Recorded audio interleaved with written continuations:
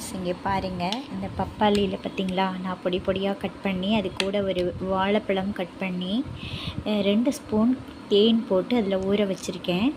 இன்னும் ஏற்கனவே இது 10 நிமிஷம் ஊறிடுச்சு. இன்னும் ஒரு 10 நிமிஷம் ஊறின பிறகு எடுத்து சாப்பிட்டா அவ்வளோ டேஸ்டியாக இருக்கும். உடம்புக்கு நல்ல ஹெல்த்தியாகவும் இருக்கும். நீங்களும் இந்த மாதிரி செய்து சாப்பிட்டு பாருங்கள்.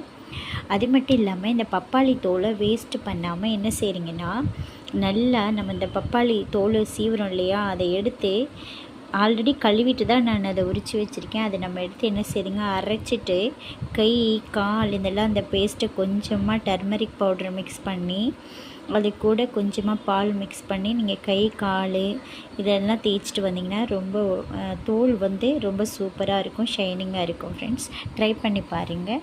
மறக்காமல் இப்படி ஒன்ஸ் நீங்கள் செய்து சாப்பிட்டு சொல்லுங்கள். தேனில் ஊற வச்சு சாப்பிட்டு சொல்லுங்கள், சூப்பராக இருக்கும். பிடிச்சா லைக் பண்ணி ஷேர் பண்ணுங்கள். தேங்க்யூ.